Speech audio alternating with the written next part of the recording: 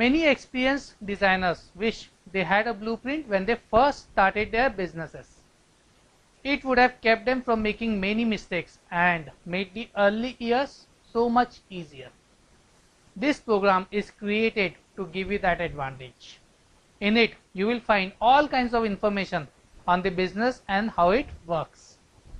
You will have access to elusive formulas and charts that new designers often have difficulty finding.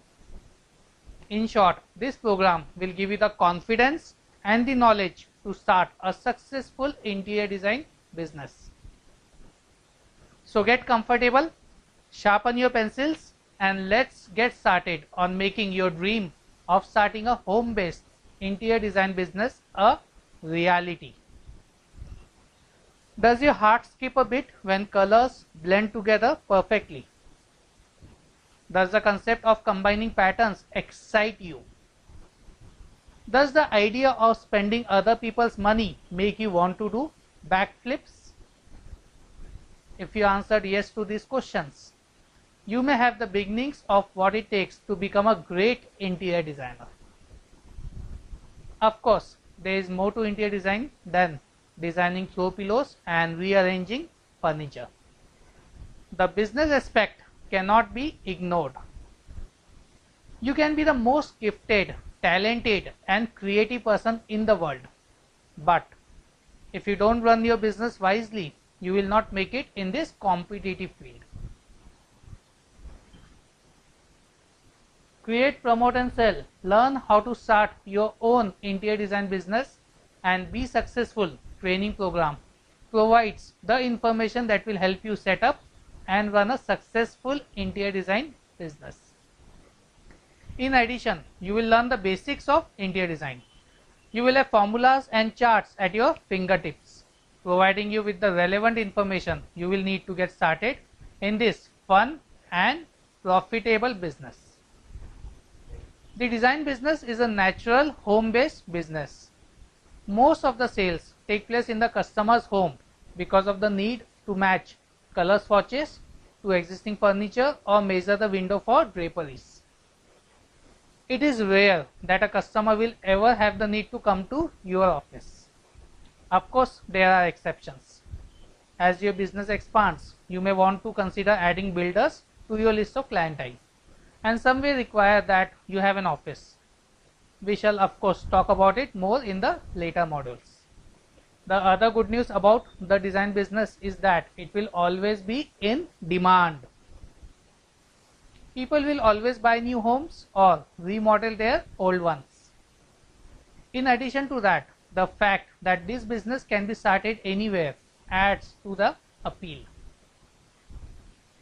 Every large city has dozens of design companies, and every small town has at least one or two. The design companies that market themselves as product-driven companies have an even greater advantage.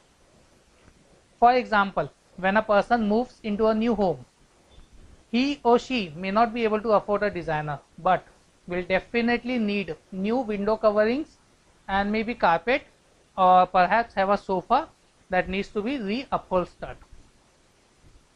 The various marketing techniques for this type of business will be covered in the advertising and marketing section. What are your options? The design field is multifaceted. There are many types of designers, each doing a very different and specific job. Your first step will be to determine what type of designer you want to become. I repeat, your first step will be to determine what type of designer you want to become. The two basic types of designers are, number one, product driven designers, and number two, consultation only designers. Both types work in both residential and commercial markets. Your first step in opening a design business is to determine what type and market you would best be suited for. Product driven designer. If you would climb up a ladder to strengthen a drapery, you can handle a tape measure, which is one of the most important tools a designer carries, and can deal with an emotional client. You are probably best suited as a hands-on residential or commercial product driven designer. This is the best role for a new designer to take when just starting out in business. It is usually the most profitable for the new designer because there are a wide variety of products to be sold. In this type of business, you are marketing the products more than the design services. We have all seen ads for window covering, flooring and wallpaper companies. These are usually owned by designers who are trying to appeal to a broader customer base. There are plenty of design jobs to be had by a product-driven design business, but a large portion of its cash flow is dependent on product sales alone. In this type of business, the designer usually advertises various products and offers free design advice if the client purchases all the products from him or her. There is a generous markup on most of the products, so it is well worth your time. Most designers limit the time spent in the customer's home with a pre-arranged agreement and charge a per hour fee if the customer requires more time, depending on how large the product sale is. Another way to make sure you do not waste your time is to let your customers know that if they buy the product from someone else after you have spent time with them, they will be billed a predetermined hourly design fee. Design consultant.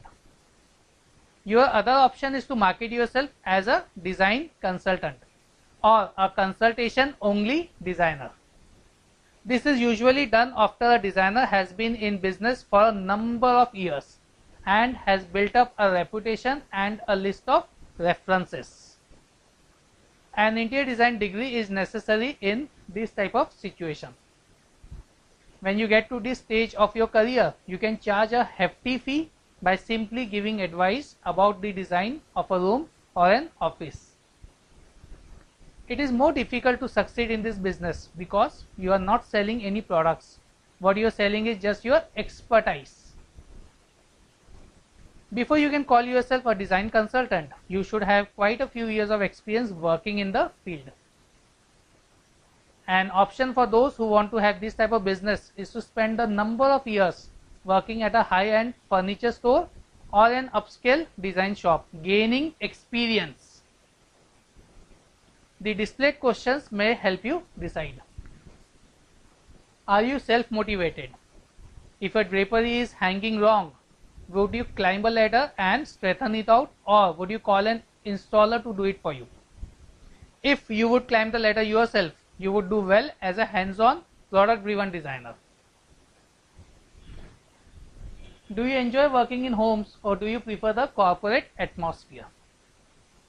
Obviously, if you prefer working with people in their homes, you would enjoy working as a residential designer.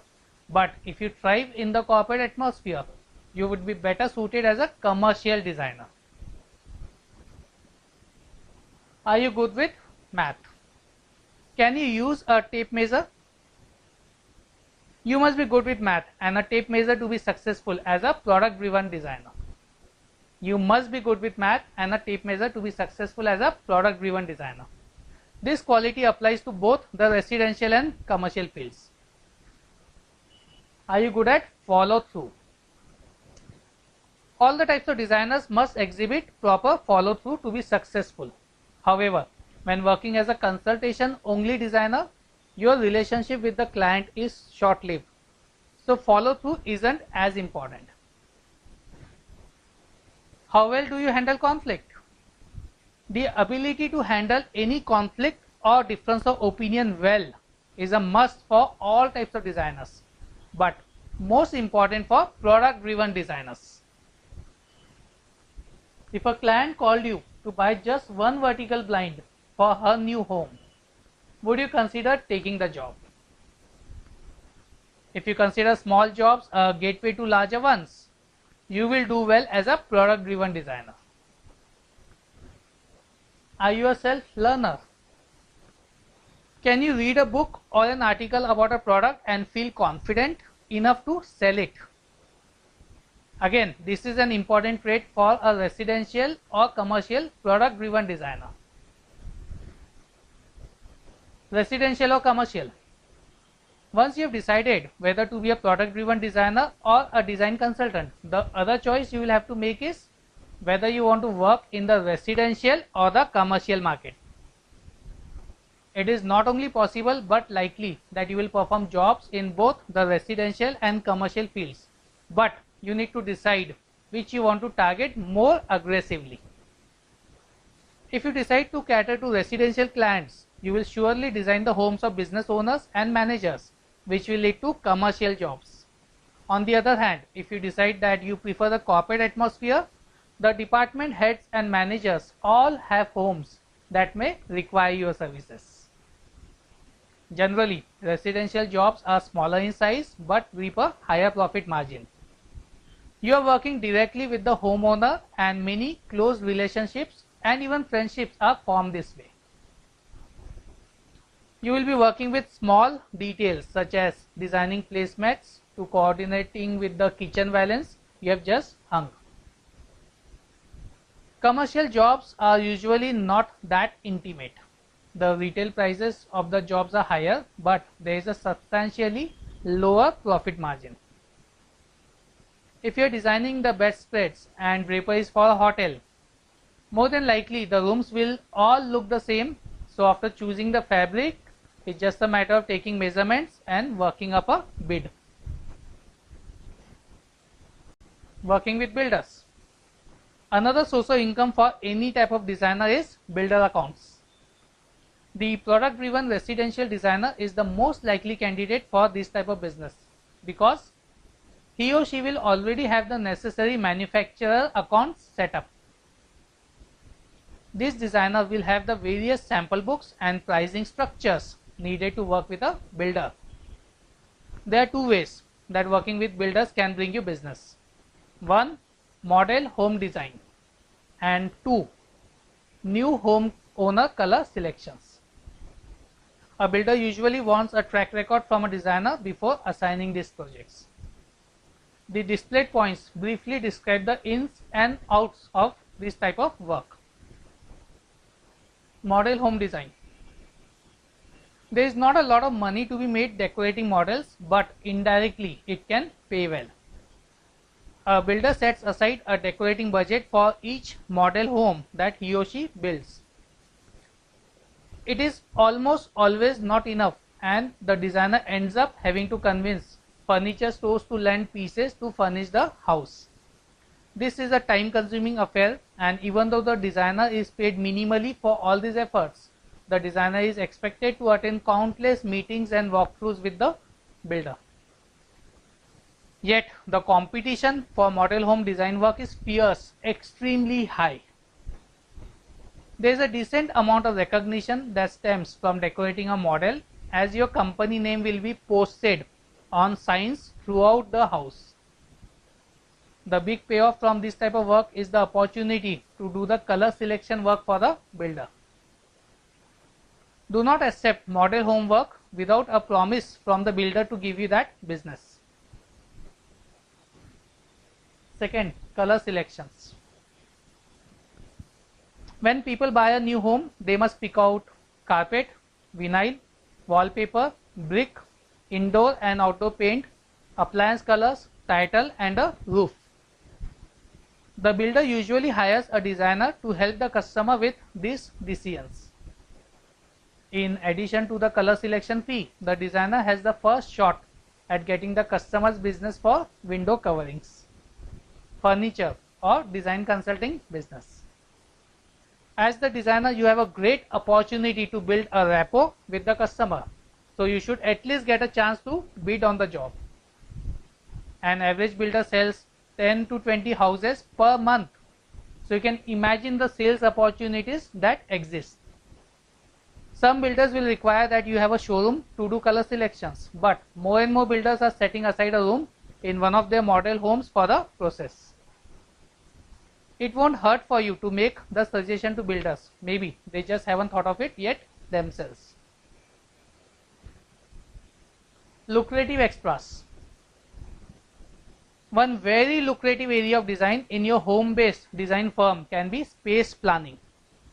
Offer your client, whether it is the builder or a private client, your expertise in planning their home to better benefit their needs. For a commercial fee, offer to check their flow plans for areas that may need to be changed to create a better flow or easier access and adequate storage. Also, let your client know as part of space planning, you can provide furniture arrangements. Clients that may be relocating and bring furniture with them often appreciate this service very much. They may be uncertain how specific pieces will fit into their new floor plan. So friends, that's it for now. I'm now excitedly looking forward to connect with you in my next video. Till then, let's work together and achieve peace of mind, financial freedom and a career for life. Thank you.